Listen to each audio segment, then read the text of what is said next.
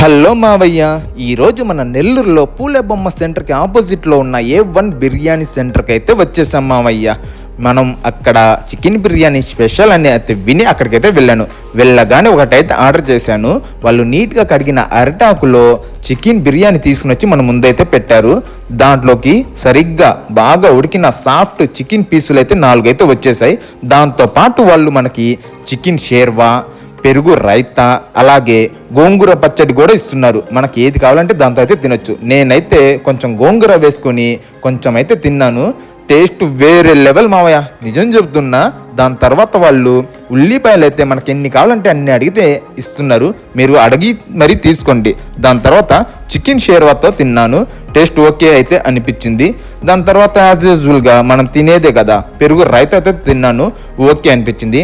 మామయ్య, వీళ్ళ దగ్గర ఇంకో స్పెషల్ ఏం తెలుసా? చేపల పులుసు, చికెన్ కర్రీ కూడా ఉంటుంది, ట్రై చెయ్యండి. దాంతోపాటు ఫిష్ ఫ్రై ఇస్తారు, చికెన్ వింగ్స్ కావాలంటే అది ఇస్తారు, దాంతోపాటు చికెన్ లివర్ కూడా ఇస్తారు.